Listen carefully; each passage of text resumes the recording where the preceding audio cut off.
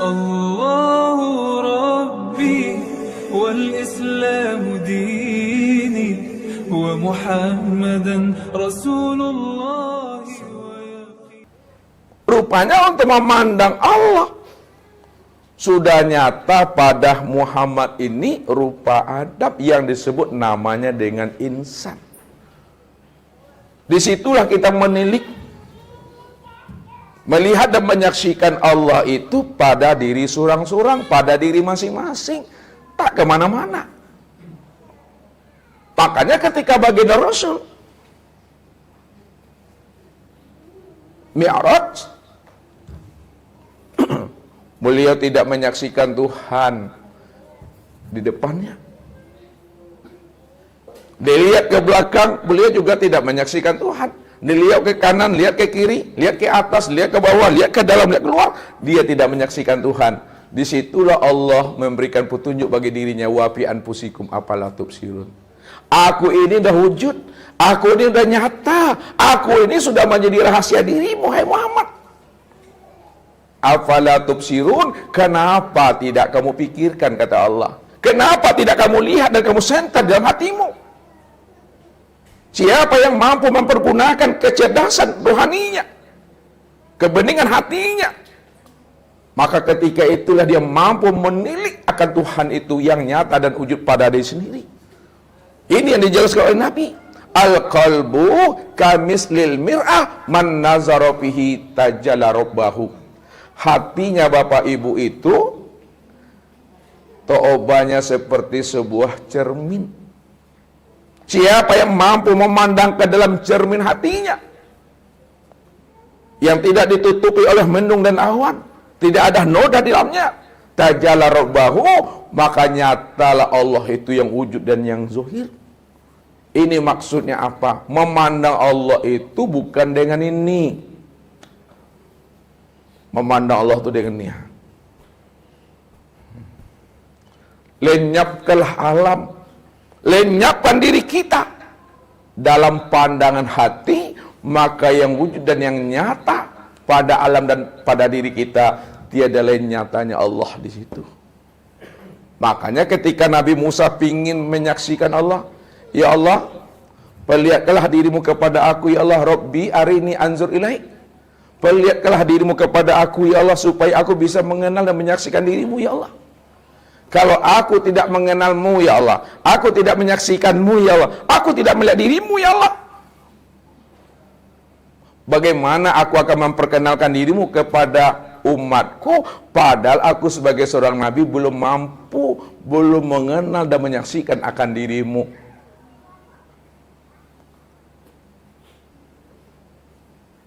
Maka tatkala itulah Allah mengatakan, lantaroni, Musa, kamu tidak akan pernah mampu untuk memandang dan menyaksikan akan diriku. Buktinya kata Allah, falamma tajalla rabbuhu lil jabal ja'alahu daka harwah Musa so'ikha. Maka tatkala Allah mentajalikan dirinya ke Bukit Tursina itu hancur, Musa pun pingsan. Ini bahasa metafora, ini bahasa kias, ini bahasa bersayap, ini bahasa perumpamaan. Bukit Tursina yang ada di Sinai, Mesir itu, mulai dari sejak Musa sampai sekarang masih kokoh juga, Bapak Ibu. Mana ada hancur berkeping-keping? Dan apa maksudnya hancurnya gunung itu? Apa pula maksudnya Musa itu pingsan?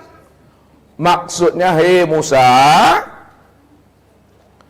kalau kamu ingin melihat aku juga pada gunung tuh dan pada dirimu, maka fanakan sifat gunung, hancurkan sifat gunung tuh dalam pandangan hatimu.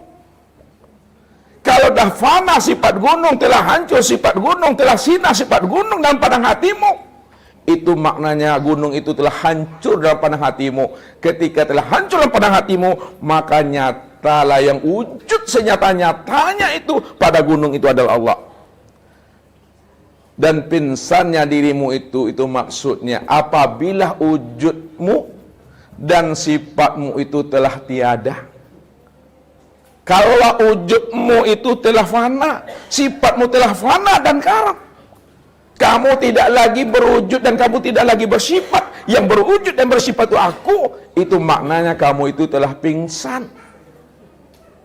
Inilah makna memandang Allah itu dengan pandangan hati. Lenyapkan segala yang wujud dan yang bersifat dalam pandang hati, maka nyatalah Allah. Allah lah yang wujud, Allah lah yang bersifat pada sekalian langit dan bumi, pada diri dan di luar diri. Maka dialah yang berdiri dengan sendirinya itu. Ketika kita telah mampu mengenal bahwa Allah itu yang wujud, Allah yang bersifat, pada saat kita telah mengenal itu, disitulah namanya dengan liqa itu, Bapak Ibu. Nah, ini yang disebut liqa tuh, menemui Allah tuh. Ketika wujud dan sifat kita telah hapus, wujud dan sifat sesuatu telah hapus, maka ketika itu yang wujud dan yang bersifat itu hanya Allah. Kalau Allah yang wujud dan bersifat, maka ketika itulah yang disebut namanya liqa, pertemuan dengan Allah. Inilah yang dikatakan oleh Allah. Innal abdi iza ahbabtuhu qataltuhu fa iza qataltuhu ana dia tahu. Sesungguhnya hambaku iza ahbabtuhu, apabila dia telah aku cintai, telah aku jadikan dia menjadi kekasihku, qataltuhu, maka aku bunuh dirinya, aku fanakan dirinya, aku hancurkan dirinya. Kalau Allah telah fanakan dan telah Allah hancurkan wujud dan sifat kita, kita tidak lagi berwujud dan bersifat. Wa ana dia tahu, maka akulah pengganti akan dirimu itu, karena dirimu tidak ada lagi. Makanya kalau Allah yang wujud, maka yang hidup itu dialah tuh. Kalau Allah cuma yang wujud, yang sama basar itu dia. Kalau Allah yang wujud, yang kalam ilmu kuda iradah itu hanya dia. Tak ada diri Bapak Ibu. Itu yang katakan diri kita itu indallah la haula wa la quwata illa billah itu. Tak ada diri kita di hadapan Allah. Mana yang katakan diri yang la haula wa la quwata illa billah pada diri Bapak Ibu?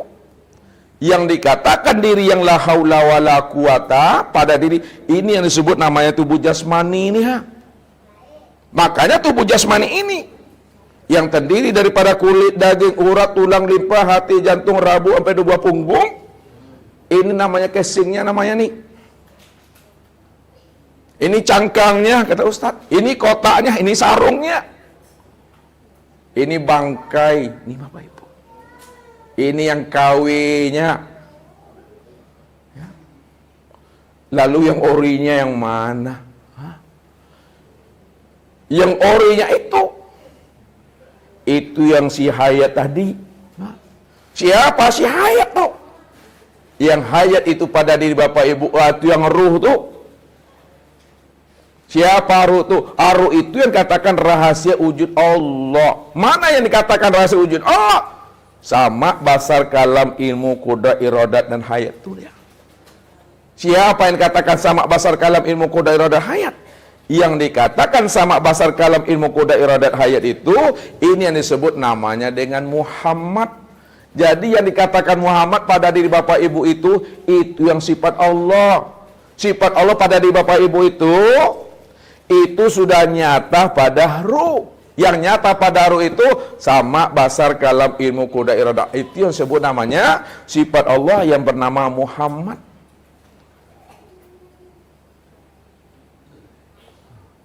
Jadi yang ilah billah itu yang ruh tadi. Itu yang sayat tuh. Itu yang Muhammad itu. Muhammad itu tiada lain adalah nyatanya aku. Wa'lamu anna fikum Rasulullah, bahwa di dalam dirimu itu telah ada Rasul Allah. Rasul Allah. Disingkat Rasul Allah itu menjadi rasa, Bapak Ibu. Ini rasa. Ini disembunyikan orang maknanya. Wa'lamu anna fikum Rasulullah, ketahuilah olehmu bahwa di dalam dirimu itu ada Rasul Allah. Rasulullah itu dikiaskan, disingkatkan bahasanya itu dengan rasa. Rasa itu maksudnya Rasul Allah. Rasul Allah itu yang katakan ruh tadi. Ruh itu yang dikatakan hayat. Hayat itu yang sifat Allah. Wa sifati la ghairi, sifatku itu tiada lain adalah diriku. Ini yang dikatakan Allah tadi. Al insanu siri wa siri sifati wa sifati la ghairi. Insan itu adalah rahasiaku, rahasiaku itu adalah sifatku, sifatku itu tiada lain aku. Kalaulah sifat itu tiada lain adalah Allah, sesungguhnya insan itulah sebenar-benarnya, ainullah itu yang sebenarnya. Tapi Bapak Ibu tidak Tuhan. Itu yang perlu tuh. Jadi belajar ilmu tauhid, belajar ilmu ma'rifat, bukan ingin jadi Allah, bukan ngaku-ngaku Allah, bukan pula ingin merampok hak Allah. Tapi belajar ilmu ma'rifat, belajar ilmu tauhid untuk mengenal dan memahami Allah yang wujud, Allah yang bersifat. Kita tidak wujud dan kita tidak bersifat. Kalau Allah yang wujud, Allah yang bersifat, kita tidak wujud dan kita tidak bersifat. Lalu siapa dirinya sebenarnya? Diri inilah nyatanya akan wujud dan sifat Allah itu. Rupanya mencari dan menemui Allah itu sudah nyata, terang dan jelas pada diri sendiri. Dari mana kita pahamnya? Untuk mengenal Allah itu sudah nyata, terang pada diri sendiri.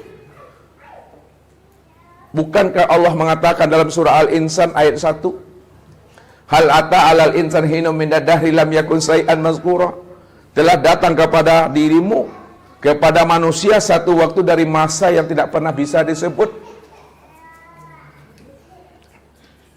Kenapa tidak pernah bisa disebut Bapak Ibu? Karena alam belum ada, ruang, waktu, masa juga belum ada. Kalau ada ruang, ada waktu, ada masa, ada zaman, baru bisa disebut, baru bisa dikenal. Tapi alam, ruang, waktu, tempat, masa belum ada. Jangankan ruang, waktu, masa Bapak Ibu, ya, sorga pun belum ada tuh. Aras luh kursi juga belum ada. Jangankan sorga, aras luh kursi, nur saja juga belum ada. Kalau nur belum ada, lalu siapa yang ada? Yang ada itu adalah si Maha Ada. Kata-kata si Maha Ada pun juga belum ada.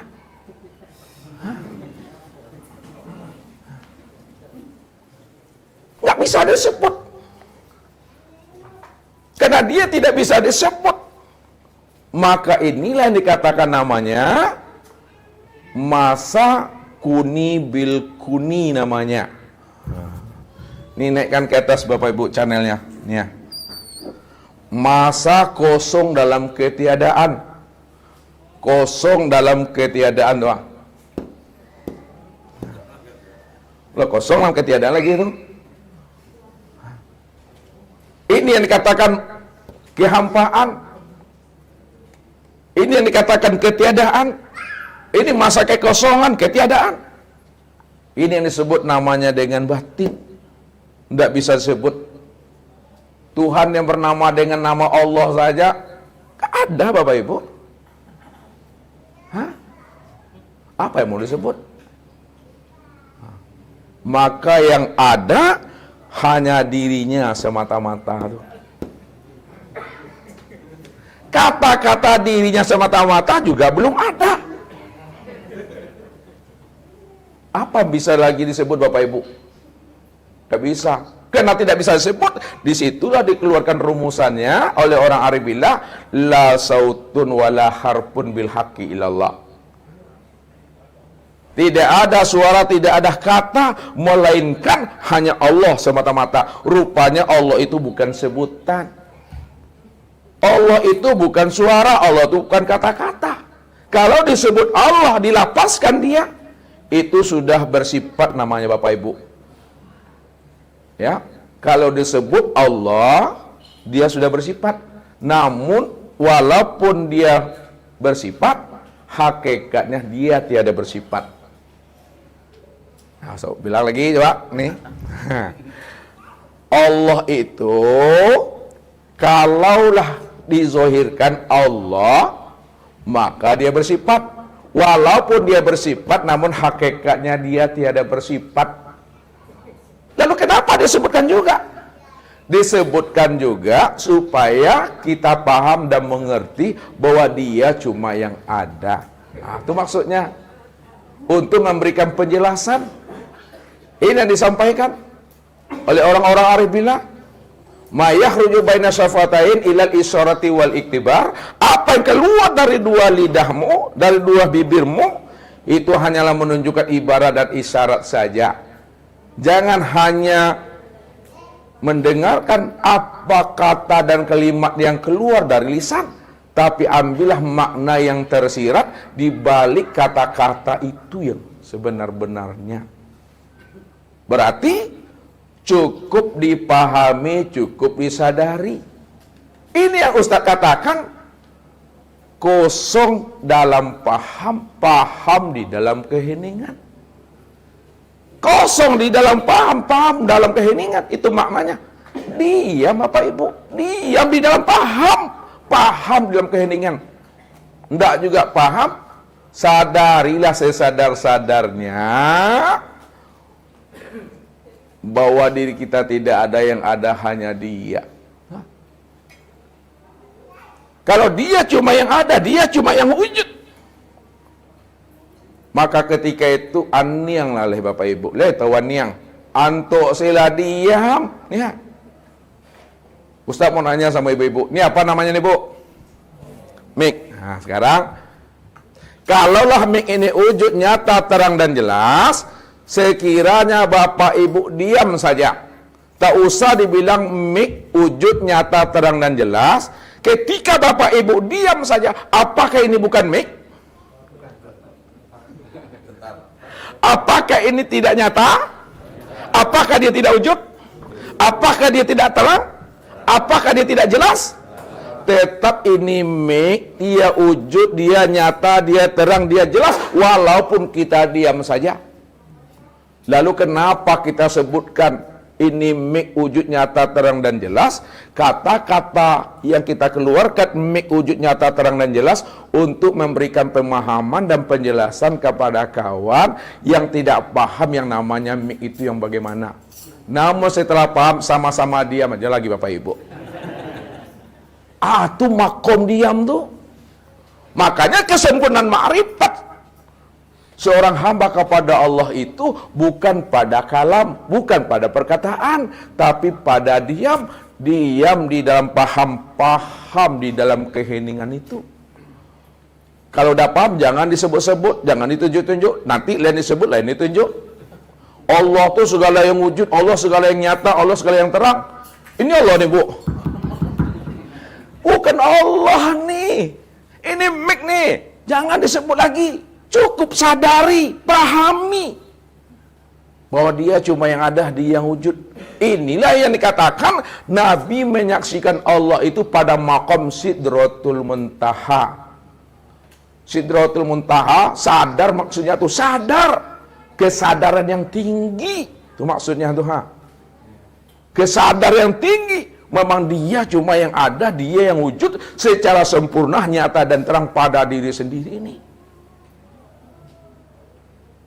Maka orang yang mampu mengenal dan menyaksikan akan kewujudan dan kezahiran Allah tentu adalah orang yang dipilih oleh Allah. Mudah-mudahan Bapak Ibu hadir di sini, mudah-mudahan kita di bahagian yang dipilih itu.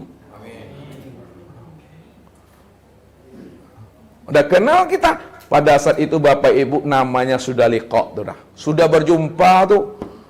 Ini yang Ustaz maksud berjumpa tuh bukan menemui Allah itu. Ketika mati temui Allah tuh langit. Assalamualaikum Allah sudah sampai Allah.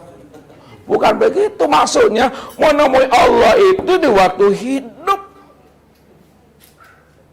Menemui Allah itu waktu di dunia nia.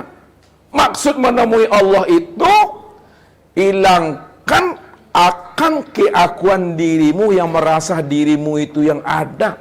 Itu udah berjumpa dah tuh. Bukankah Allah katakan, bila engkau adalah engkau, maka engkau tak kenal aku. Bila engkau bukanlah engkau, engkau pasti kenal aku. Bila engkau adalah engkau, maka engkau tak kenal aku.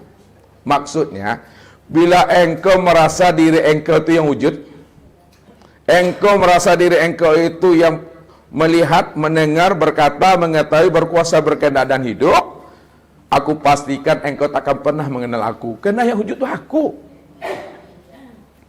Yang melihat aku, yang mendengar aku, yang berkata aku, yang mengetahui aku, berkuasa, berkehendak dan hidup itu aku. Namun bila engkau bukanlah engkau, engkau pasti mengenal aku.